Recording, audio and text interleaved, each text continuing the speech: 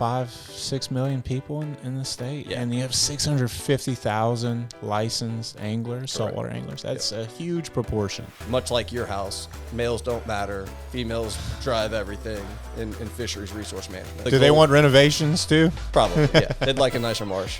Hey, this is Chaz Roberts. I'm a personal injury lawyer. It's my passion to bring the law to the people, and that's the purpose of this podcast. You're listening to Law Have Mercy. Dude, do you want to spice up? You are listening to Law Have Mercy.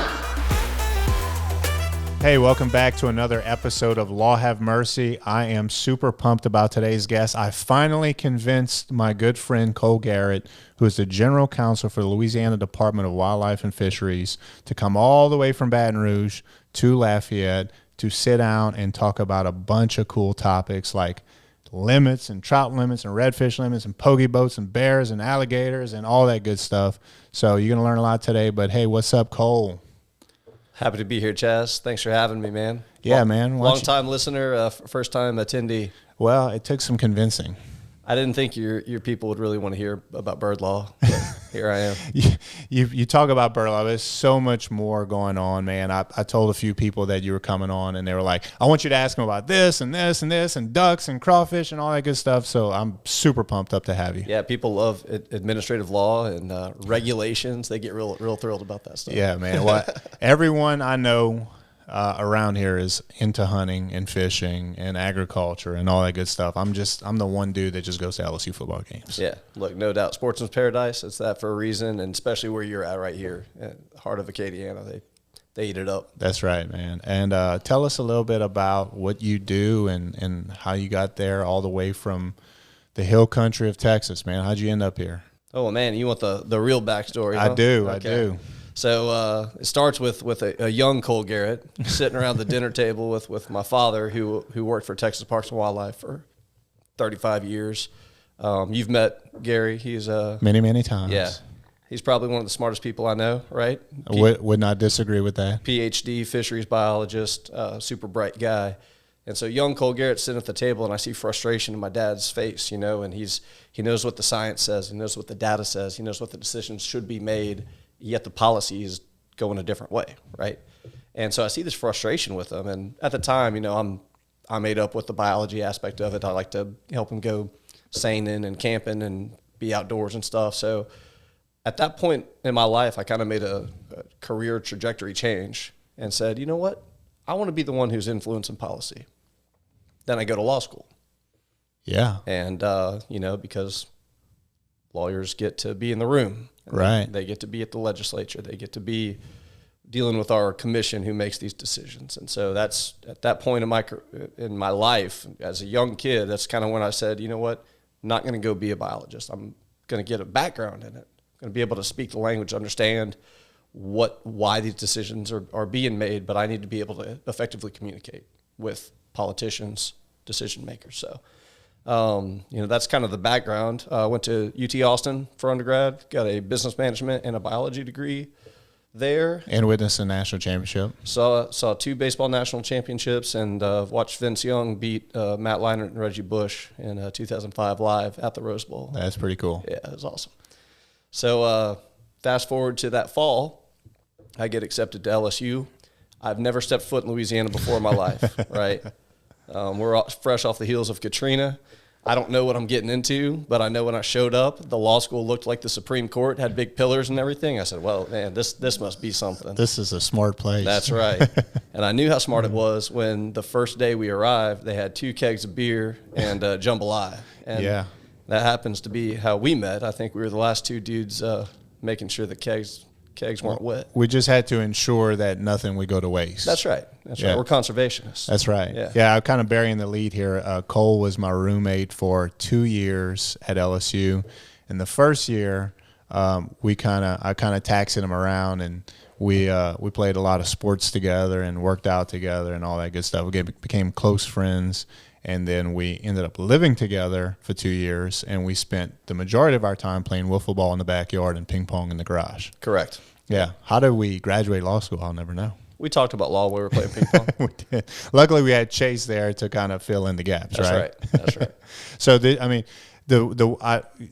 Cole's parents are amazing people, Gary and Linda, and I've had the chance to spend a lot of time with his family in West Texas. We do something called Texmas, where we would hunt between Christmas and New Year's every year. I was able to kill deer, axis. Me, Cole, his parents would be the the chaperones of five of us. Benny, another one of the favorite podcast guests, he was there. Don't forget brain cells. We killed some brain cells on those. Killed a few brain cells too. Yeah. Killed some beers, killed some deer, and killed some brain cells for sure. And but the way your parents interact with Cajun culture, Bourbon Street, Baton Rouge, LSU games, I would think that they were Louisiana locals, man. Yeah. I mean, they know their way around. You know this. People ask me like, "Oh man, you came from Texas," and I guess there's this idea for Louisiana ranks last or next to last and all these things, and Texas is always high up on the list. Why don't you go back? You know, and it's like, look, I'm here where this got great food, great culture, especially this area. I mean, your family. When I show up at your house, it don't matter if you're there or not. Like, I'm gonna get lunch. Toby's gonna take me to the outdoor kitchen. You know, I'm gonna go swim in the pool with Kathy, and it's fine. You know, I'm part of the family for sure, and that's something that really attracts me to this state. Certainly, the plentiful natural wildlife resources we have in my line of work is important, and it's cool to be in a state that has the abundance and the variety of resources and be able to engage in management and policy for those things. Just like Cole Garrett, throw a dart at a map and guess right. Yeah. Right. I mean, you couldn't have picked a better spot for what you do, right? That's it. That's it. Well, I was talking to a few guys. They had several questions, but I guess the biggest topic right now that's kind of breaking is the limits with respect to trout and redfish. Correct. I mean, these are the two most popular freshwater inshore species. Saltwater inshore species there are, and this is what avid anglers, saltwater anglers, target. Louisiana is known for having prolific limits. Current limits right now for trout, for instance, you can catch 25 fish to 12-inch minimum length. You look around the Gulf Coast, and there's nobody that even comes close to that. You talking about other states, Mississippi, Correct. Alabama, correct, even Florida? All of them, especially Florida. Right. All of them have you have to keep larger fish or retain far fewer of them. So, we've been fortunate, and largely because of our estuaries, we've got one of the most productive estuaries in the world. And that's good when you're making fish, and they're here. And if they're here, we should catch them. Problem is, you've got degrading estuaries, degrading marsh. It's just a changing ecosystem, and we've seen a decline in these populations. And of course, our job as resource managers is to make sure not only it's here for you, but it's here for your kids, their kids. We have to preserve and protect these things for perpetuity. So the changing landscape through erosion it's changing the breeding patterns of the fish, and so we have to change the game on how many fish you can catch. I'm sorry if I'm sounding ignorant. Well, no, I mean that's you've essentially captured it. So your stock is declining. You're not getting as much what we call recruitment. So fish coming in to breed or escapement, younger fish going out and surviving, and it's largely habitat driven. But fishing pressure has an impact, and that's why we have regulations. And so we put pressure here. We absolutely do. There's a lot of fishermen. We have like 650,000 saltwater anglers in this state. Wow. And so they're mad at them, and nobody likes to go out and not get their limit, right? I mean, proportionally, Cole, how many people are in this state? We have 5-6 million people in the state, and you have 650,000 licensed anglers, saltwater anglers. That's a huge proportion. Yep.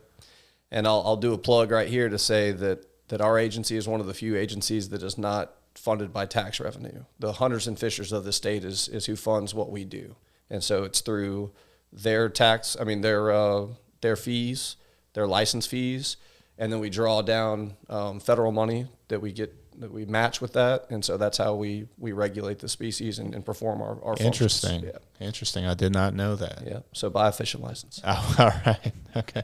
You're gonna make some money on me because I'll just buy it and not use it. Good. Perfect. Yeah. Even better. My sons do have lifetime licenses too.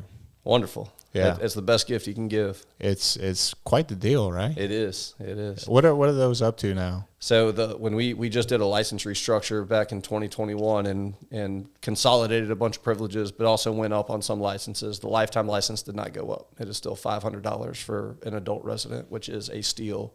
When I was in 2003 or something, I paid $1,700 in Texas for mine as a Wow. resident. So yeah, it's an unbelievable deal. It's inflation proof. It is. Well, the legislature thinks so anyway.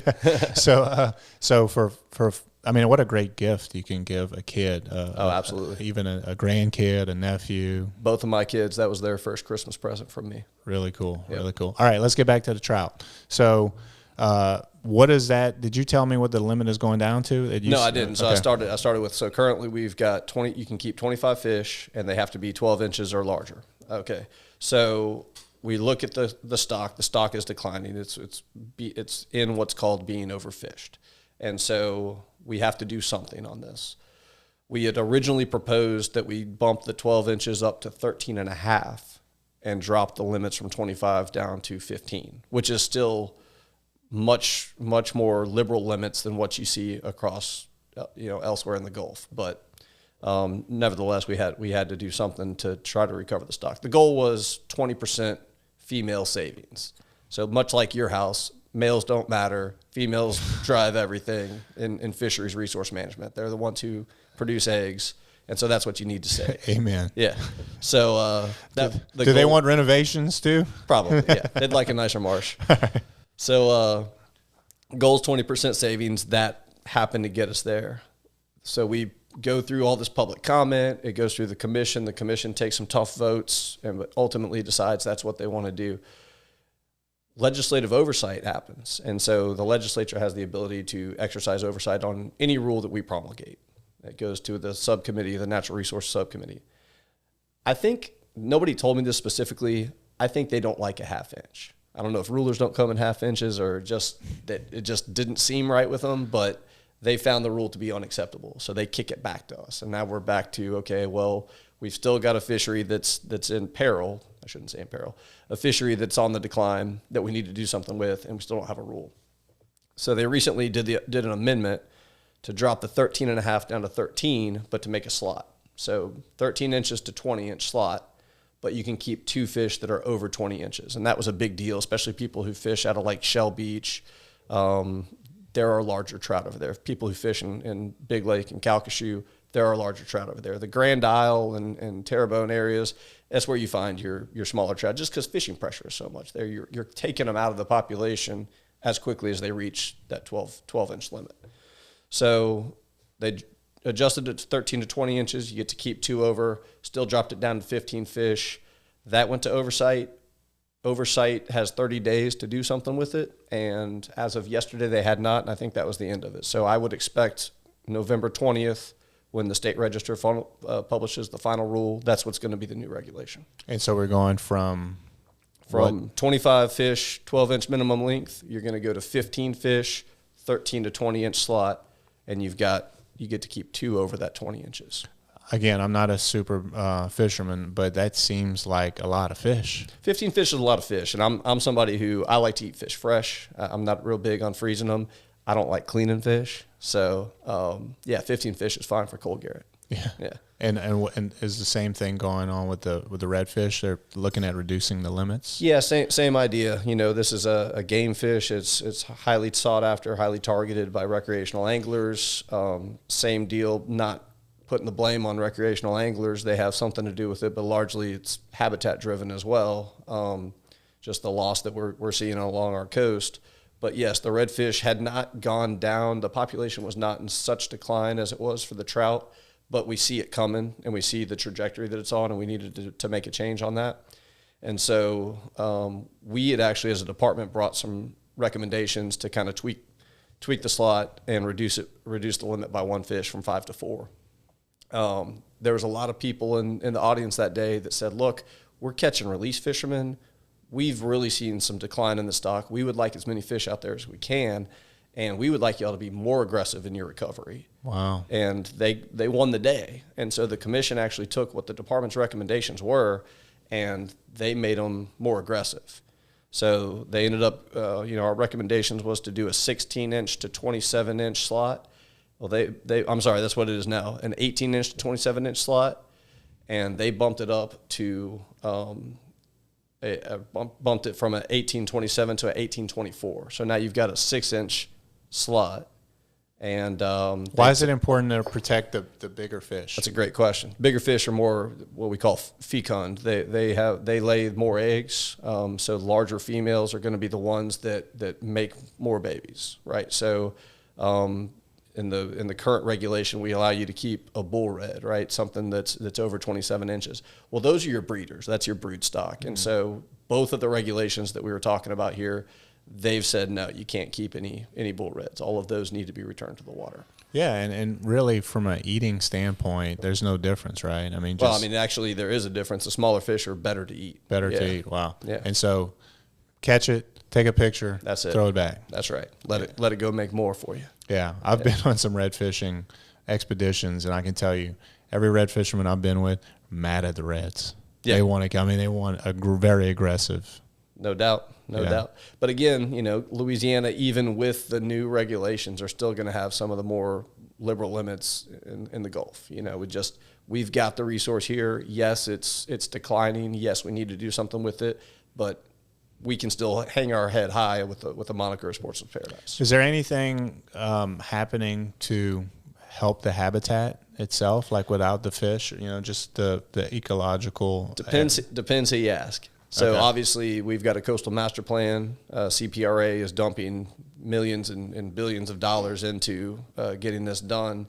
They're doing it through a number of different avenues, freshwater and sediment diversions.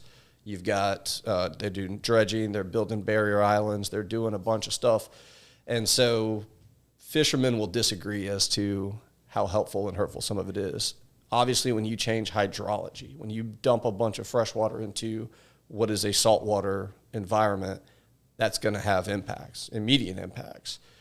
Over time, where does that fresh water come from? That's the Mississippi River. So you've got these large-scale diversion projects that are going into Barataria is the current one, and people are concerned because they know what the modeling says. They know there's going to be impacts to those estuaries, and those have been productive fishing grounds. And when you have a bunch of fresh water going in there, that's not great for saltwater species. But if it does create land and build marsh and you've got better estuaries in the future, maybe ultimately that's good. So I don't want to get too much into what's good and bad and the temporal aspects of it, but CPRA is certainly doing something to help save our coast, to help slow down this land loss that we're experiencing. Yeah, I was talking to a guy yesterday, and he was telling me, I remember he was in Sycamore Point. He said, I remember there used to be trees and islands and it's all water now. Yeah. Like the erosion is a thing. Oh, right? Erosion and subsidence, and it's all a thing. And it's affecting Louisiana pretty good, right? There's no doubt.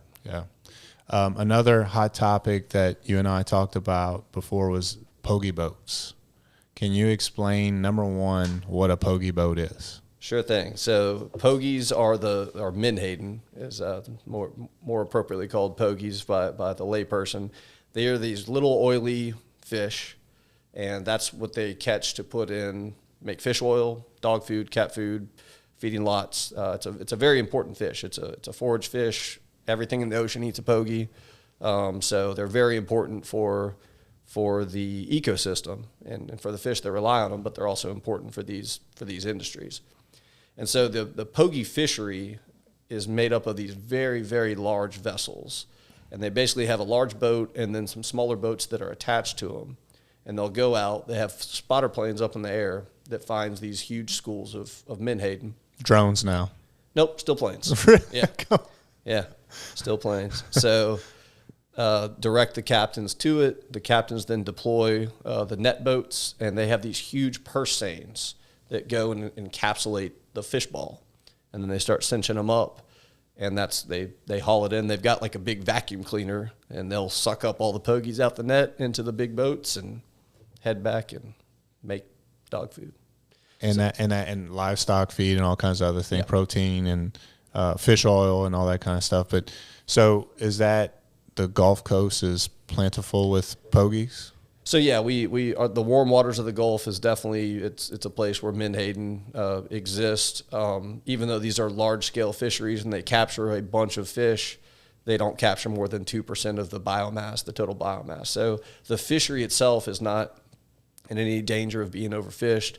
There is some bycatch that comes along with it, and some of it is the species we just discussed, the redfish and the trout. And I think that's where your rub is here, is you've got a bunch of recreational fishermen who are out here. They're watching these huge nets pull up tons and tons of fish, and they're seeing discard of these bull reds, and they're saying, look, y'all are going down on my regulations. I can't keep as many. And these guys are just out here catching them, and I'm watching them float. Because they don't use them. They only use the pogies. And some of them die in the process. Correct. And so they're seeing floating redfish and Yep. trout. And so the way I understand it is the dispute is between the pogie and the recreational fishermen or the charter fishermen, the commercial charter fishermen. And it's a boundary war about how close can they get inland. Yeah, so that's really been the debate here recently. And Louisiana was one of the few states that did not have any sort of boundary on this commercial fishery, on the pogie boats. Most other Gulf states do, certainly along the eastern seaboard. They have boundaries where they either can't fish in state waters or they've got some buffer. So, yes, as I was telling you, there's no scientific evidence to say, look, they're harming the menhaden population or they're capturing more bycatch than what they should be. So our commission was kind of put in this trick bag of, look, there's a lot of people who are upset about this, and they don't want to be sharing the waters with these large boats. Whenever you pull up a pogie set, there's oil all over the water because these are oily fish, and they're squeezing them together and stuff. It's not an attractive fishery. It's just not. Yeah. And the bycatch of these target species on top of it, and you get some real hard feelings about what's going on out there. So our commission's put in this trick bag of, hey, the recreational anglers want to do something about this, but this is a commercial industry that pays taxes in Louisiana. It supplies jobs. They have a right to these fish the same way that you or I as recreational anglers do. What do we do here? And so initially our commission set of rules making a 1/4 mile buffer. So you can't come within a 1/4 mile if you're these fishing boats. A 1/4 mile to what? We use the shrimp inside-outside line, but essentially the coast. Okay. Yeah. So you can't come within a 1/4 mile. And then in these areas like off of Grand Isle, where it's popular tourist destinations, a lot of fishing occurs there, we'll go ahead and kick you a mile off right there. So that was kind of their effort to find common ground, right? Well, fast forward here recently, there's been 3 fish spills that occurred right off of Holly Beach. Yeah, I saw that. Menhaden washing up all on the shore, dead fish everywhere, lots of big redfish. Like millions of dead fish. Yeah, yeah. And so I think that was kind of the turning point of, well, look, they need to be further out. We can't have this kind of stuff. And with those incidents, they came back to our commission, brought it back up on one of our agendas, I think it was last month, and said, you know what, we're going to go ahead and make a mile buffer. And then with a 3-mile buffer off of Grand Isle and Holly Beach. And is that in line with what other states are doing? Yeah, it's similar to what other states have done. Again, it's just that balancing act of, you've got an industry, they make jobs, they pay taxes, they produce a good that you probably use daily in various things that you don't even know you're doing, but it's important. And you've got recreational anglers that don't want to be disturbed, inhibited, or see the bycatch and the spills that are occurring. Yeah, So, and the environmental say, hey, you're killing a bunch of good fish. that's right. That's right. Yeah, this is from an article from KPLC earlier in October saying that the rules amended for menhaden buffer zones spill reporting in September. LDWF, that's the Louisiana Department of Wildlife and Fisheries, confirmed 2 foreign commercial fishing companies, Daybrook Fisheries and Omega Protein, reported 3 different net spills between the 11th and 15th, an estimated 850,000 dead fish. Okay, I was off on the millions, 850. But that was just in the September range. So it's been accumulating. Yeah. Is that just, one boat had a bad situation? That was actually 3 separate boats. 3 separate boats. Yeah. So what if I'm a Pogie boat captain, why can't I just say, look, it's plentiful there. What's the big deal? Why do I want to be inland? Right. So that's a good point. And that's what's been brought up in these conversations is, look, y'all only catch 2% of the biomass where you're allowed to fish. If we don't allow you to fish in these areas, there's 98% of the biomass left out there somewhere. Why can't you go get it? And we're trying to work through the economic analysis of it and say, what is the impact of this regulation to this industry? And it's really hard to say because maybe they can go make up what they would ordinarily catch in here, but maybe it costs them more fuel. Maybe it costs them more time. And so how do you find out what that is? And honestly, I'm not an economist. I'm an attorney. I'm not really good at math at all. But I think it's just going to have to be a wait and see and how this industry changes if this is actually finalized. It's cool that, it sounds like you guys weigh the economic side, not just the pro-life, pro-environment side. You factor in all of the economics in making a decision and try to weigh the competing interests in every decision you make. Well, and again, that's the Administrative Procedure Act requires it. So any regulation that we make, we have to do an economic analysis to see what those impacts are going to be. But it's also kind of the nature of that commission. You've got 7 people who are appointed by the governor. They're not necessarily scientists. They're not necessarily members of the industry. They might be an avid hunter.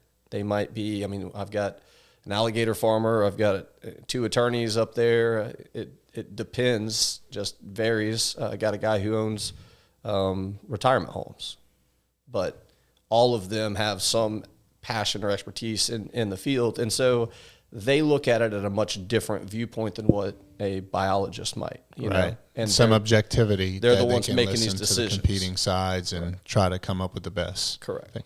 All right. Is that the commission? Yeah, that's the Wildlife and Fisheries Commission. They're the constitutional policymaking and regulatory body, and then the department kind of serves as their implementation arm. I understand. All right, Cole. I had another client that sent me a video of a bear on his front porch digging into his barbecue pit. I guess he's trying to get the grease trap or something. I don't know. But tell me all about bears in Louisiana. What's going on? I heard there might even be a hunting season. So that's something that our commission is going to take up this month in November is a potential 2024 bear hunting season. So Louisiana bears are funny because we call them the Louisiana black bear.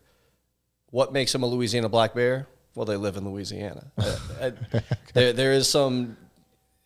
There's a bunch of genetics that's being done to say, is this a distinct population or species, or is it just a continuation of the American black bear? And quite honestly, we actually, when our bear population was in real decline, we brought bears down from Minnesota and put them in Louisiana. Well, you're a Louisiana bear now. You are now, right? Even though they talk funny, right? They say "a" and stuff.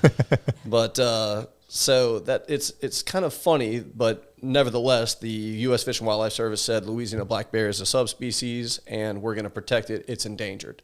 Well, about 6 years ago, it's recovered. We've done some great habitat work. We've really built the population up, and so we got to the point where we could delist it, which is great. That's what you want, okay? Anytime you're doing a conservation agency, you don't want perpetual listing on endangered species. The goal is recovery, and we should celebrate that. And so we get to this point, it's recovered, and immediately a lawsuit hits and says, no, y'all are going to start hunting them if y'all let it get off the endangered species list. We can't allow that to happen. And who files that lawsuit? That was the Atchafalaya Basin Keeper. Okay. So a local NGO here who cares deeply about bears and likes to look at bears. Apparently, yeah. So that was filed against the U.S. Fish and Wildlife Service, and that's been working its way through federal courts slowly, extremely slowly. In the meantime, you got people like your friend who's got a bear rummaging through his trash on his porch. You got people hitting him on the highways.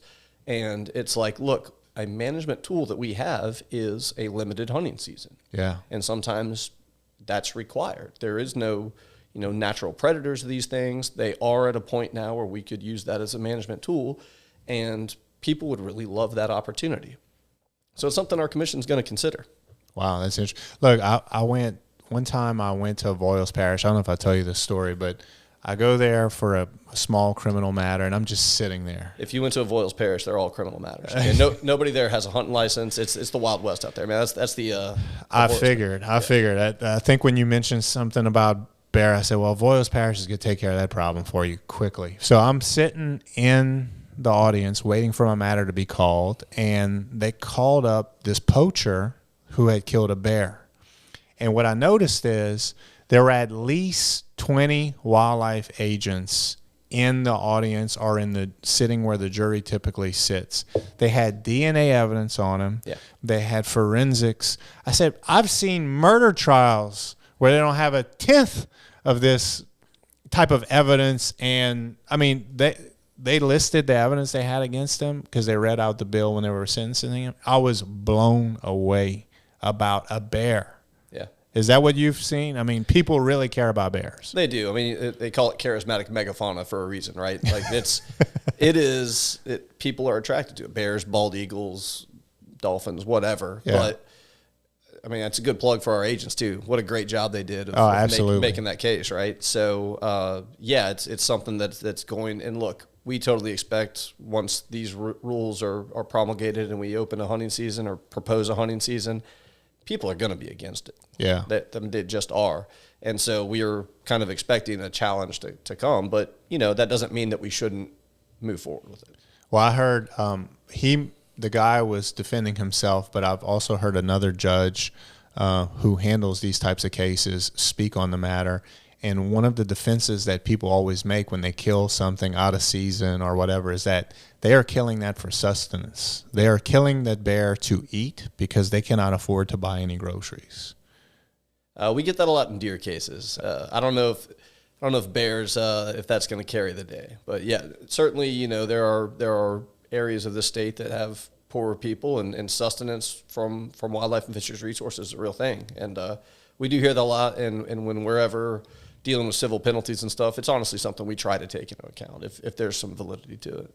Yeah, so they actually look into if they could really be poor and just have a bullet and they want to eat. And honestly, what we do, so when we do find people who are doing illegal activity, we'll take that animal, and we've got a list of people who have requested to get meat for that very reason, and we'll go donate the seized animal to those people. So we're actually trying to help out in that regard. Why is it so important to have regulations on animals like the black bear? I mean, you're Cajun.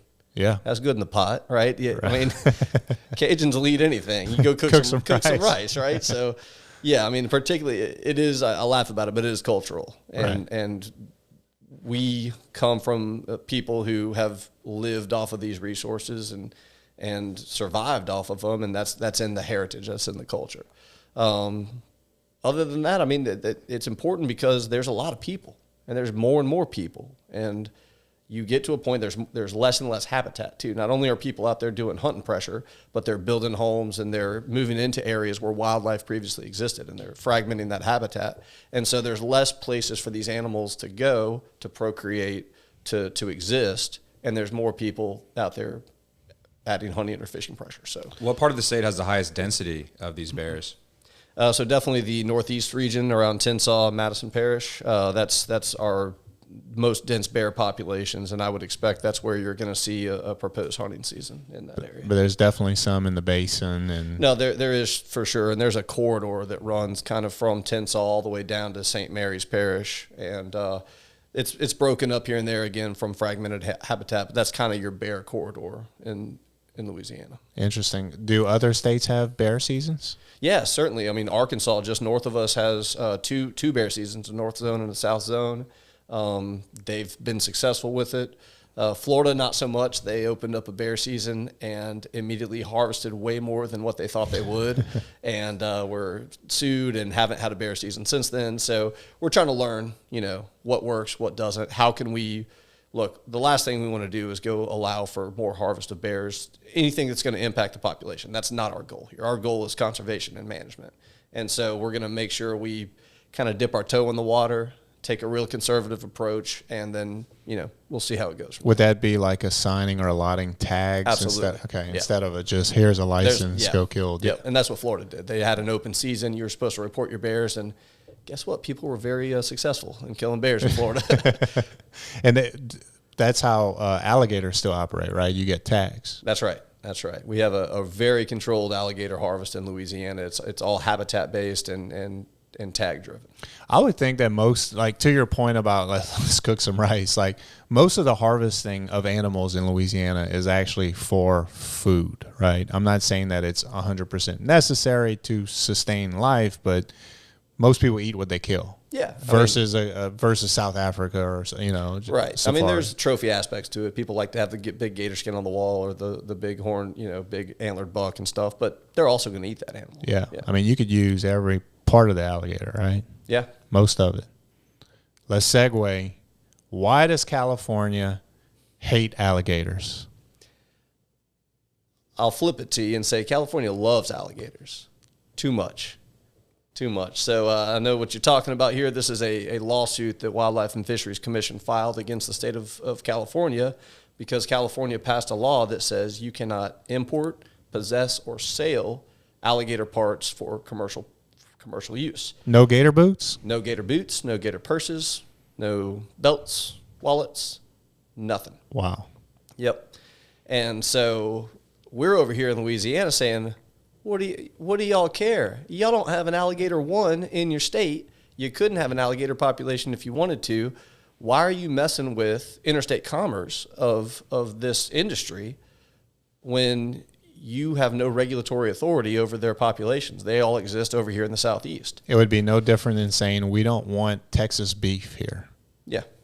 Right? I mean, it'd be no different. So we immediately, as a commission, get together with the AG, and we file a lawsuit naming a bunch of different things, but one, this is preempted by federal law. The Endangered Species Act exists for this reason.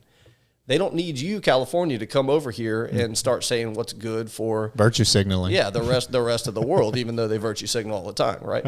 So, we filed and said, look, the federal government's got this under control. Okay, this was endangered. It is no longer. We've shown through decades of management and commercial operations that this is the greatest success story we have in Louisiana. Honestly, from a species that was imperiled. We worked together with coastal landowners and alligator farmers. They would take the eggs. They would manage the habitat that they came from. They would return young gators that were hatched at their farms back into the wild. And we brought this from the brink of extinction. And now it's thriving. Now there's alligators everywhere, right? So we were successful. Again, that's the goal, right? Recovery. We were successful. And you've got some people over in California that just don't understand that when you add incentives, particularly monetary incentives, to people to be conservationists, that works, okay? It's not the government coming and saying, you can't do this. It's like, hey, if you do this, if you keep your coastal habitat pristine and you offer opportunity for alligators to exist on here, you can make money off of it. That's how you conserve. That's how you protect. It's interesting. So actually hunting an animal and giving commercial viability, making money off of the animal, actually increases the population, not the opposite. Yep. Scimitar oryx. So there are more scimitar oryx in central Texas. What is that? It's an African antelope. Okay. There are more scimitar oryxes in central Texas than there are in Africa where they're from. And that is because there's value to them in central Texas. People will come and hunt them. And ranchers will then make sure that you sustain populations and that they're there so that they can sell hunts to people. Man, I would, after spending some time with you in the hill country, I would say that axes have to be up there too in their populations in West Texas. Yeah, they're plentiful, and that's a good thing. They're good to eat. That's good in the pot tea. Oh, man. They are delicious, and they have a beautiful mount, that's for sure. No doubt. So alligator, but am I right that they also outlawed crocodiles too? Yeah, because of their similarity. So if you can't tell what the skin is and you're trying to there are endangered crocodilians out there. that we don't want into commerce. And so this is kind of alligators and crocodiles look like these things, so we're going to outlaw it all.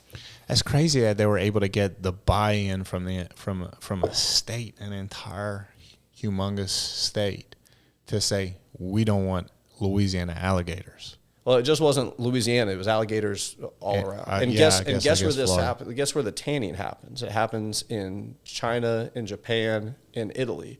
Well, where are you going to ship that out of? You're going to ship it out of San Francisco.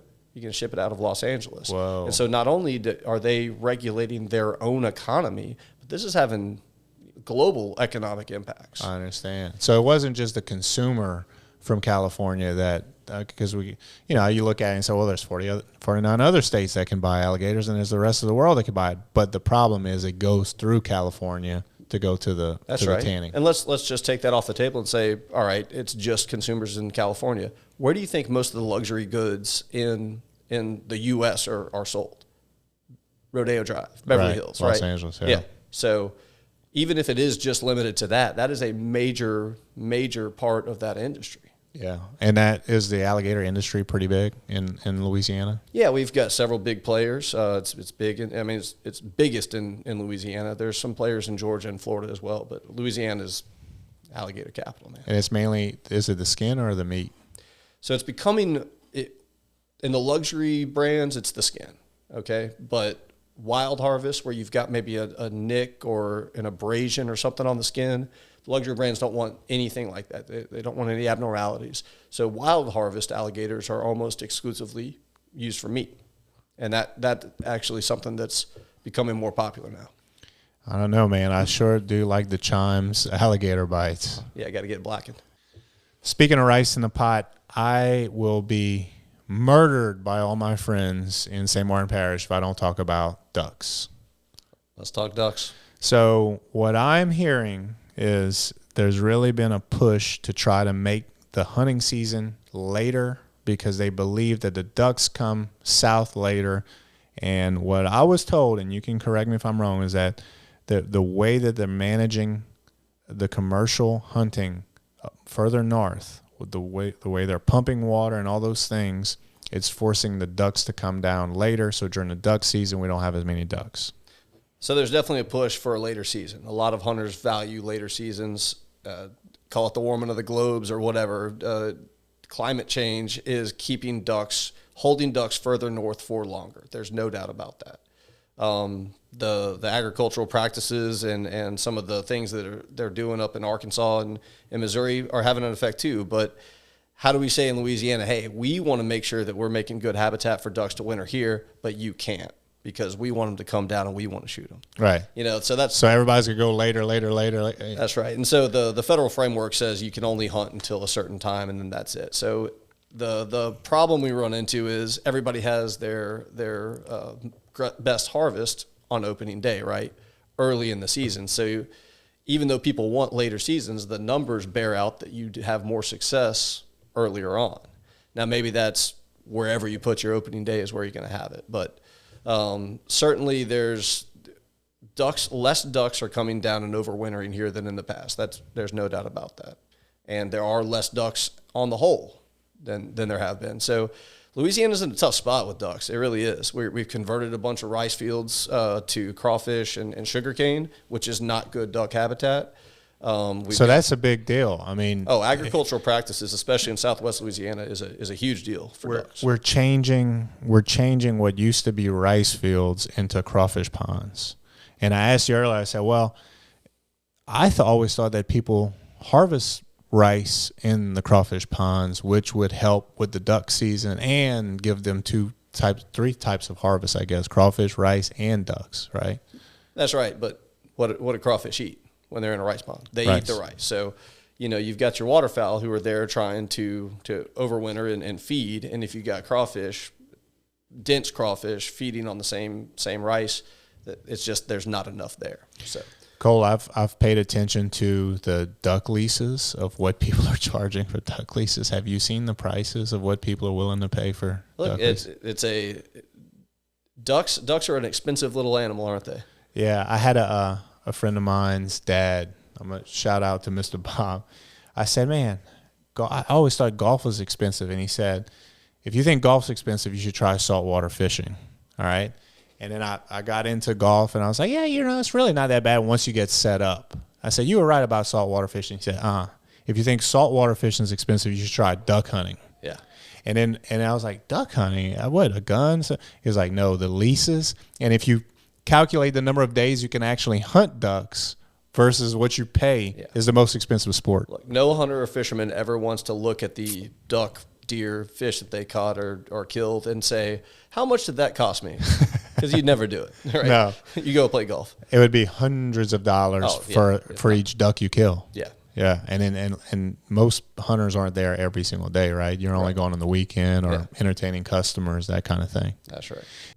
Yeah, I'm fortunate to duck hunt every year. I go out of Hackberry, and when you get out there and see the sun coming up over the marsh, and you get to BS with a couple of your buddies, and then you see these beautiful ducks flying around. It really is a cool experience. Oh, it's spiritual, isn't it? Yeah. Did you, when you were in Texas, did you ever get a chance to duck hunt, or it wasn't until you moved to Louisiana? I only have duck hunted in Louisiana. I was deer and small game and some dove when I was in Texas, but no, never duck hunted. Well, which is fun in its own right, but there's something about duck hunting. Like you said, the camaraderie of being in the blind and sharing that experience is really cool. It's something that's different from like the solitary experience of deer hunting. You've never been in a helicopter with an AR and hog hunting? I've never done the pork chopper experience. No. Cole lives in West Texas around a bunch of big game ranches, and he has access to one of the nicest ranches probably in Texas. And the animals, I mean, it's like it was better than going to a zoo, some of these things. Yeah, it's amazing. It's like you're in Africa sometimes. And you probably didn't know how good you had it till you moved here. Look, not only that, I grew up with my dad working for Texas Parks and Wildlife. I would go to a pond where they had all their research fish and catch 5 and 8 pound bass like every day. And I couldn't believe like when people were happy about their 1 pound fish they caught in the river. I'm like, right, what you doing? I'm a terrible fisherman. I go to Cole's house, and we go to this pond, and they're like genetically engineering these bass to be the biggest bass in the world. And I catch, and I'm a terrible fisherman. Throw out the bait. The first thing I hook up a 6 or 7 pound bass. Yeah. Taking pictures of it like I did something, right? Yeah, you did, man. Yeah, I threw the line in the water. You reeled it in. I didn't even have to put the fish on your line for you. So what do you think is the biggest misconception? Like when you say Louisiana Department of Wildlife and Fisheries, what's people's reaction, and what do you think the misconception is there? Well, the first thing that comes to everyone's mind is Captain Green Jeans, right? The possum cops, and that they're out to get you. And I know that from talking to your grandfather the first time I met him, and he liked me, but he didn't like what I did, right? And did he think you're a game warden? Yeah, everyone thinks I'm a game warden, right? But I will say that those guys do a phenomenal job. I think they are good at doing outreach on our behalf because they really are the face of our agency.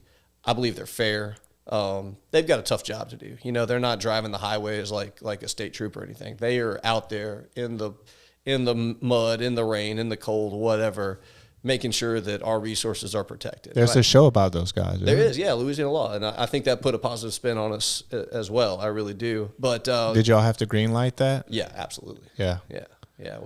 My office reviewed all the tape and made sure that everything was good. But those guys do a good job. There wasn't a whole lot of editing needed. But I guess the biggest misconception is that we're just out there to play gotcha and you got to duck over the limit or whatever. No, we are out there to make sure that the resource is there for people. This is a public trust resource. We are doing it for you, for your kids, for your grandkids. That's the role. It's not to try to play gotcha or you didn't tag your deer or whatever. All of these regulations are based in science and are necessary to make sure that we're not over harvesting. I mean, that's the goal. So if most of the public buys into that, they understand, right? Right.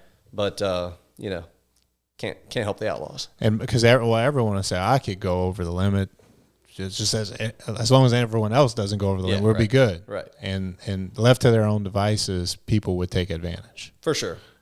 Yeah. For sure. And honestly, we have. Again, that's part of this culture, and that's not saying that people who lived off the resources are bad. They did it out of need, but it's in our culture to harvest these things. And look, it's fun. It's fun to go duck hunting. It's fun to catch big fish. And I encourage people to do it. Do it responsibly. That's right. Yeah. And and make sure you have a license. Correct. Yeah. And so you've been with the organization how long? Started in 2010, so 13 years. 13 years. Yeah. And you're proud of the work that you guys do? I am. You're going to have, no matter what organization you're with, there's decisions that get made that you may not personally agree with and all of that. But as far as our mission goes and the work that our people do on the ground, yes, I could not be prouder to be part of an organization. We've got some very, very smart people that are biologists. We've got some very, very good enforcement agents that are out there. I think they're the ones that people can talk about decisions that the commission makes or that, our upper level administration makes, and that's fine. They don't see the work that gets done by the biologists in the field, by the enforcement agents that are out there protecting the thing. So, the misconception would be there are wonderful, hardworking people out there, and they're doing it for you, the public. Yeah, and it's easy to armchair quarterback without any of the science in front of you, right? Science gets in the way sometimes. Yeah, I mean, everyone has an opinion on everything you do. Oh, so we call those citizen scientists. And yes, Yeah. Every duck hunter is an expert, a waterfowl expert. Every fisherman is an ichthyologist, right? So, everybody thinks they know everything because they go fishing eight weekends out the year. You know what the population's doing. You know what the trends are. Well, buddy, no offense. I'm glad you're out there. I really am. But that doesn't mean you know what the population's doing. You're studying animals, and it's such a complex and trying to control population, control people and their habits of how they interact with the animals. But I read one of the studies talking about the ducks and the migratory patterns. There's some studies right now that think that the mallards it's not a thing of they're coming down later. They've gotten smarter and they've evolved, and they know when there's hunting pressure. And magically, when the shooting stops, they come out. Yep. Oh, for sure. That's definitely a thing with waterfowl.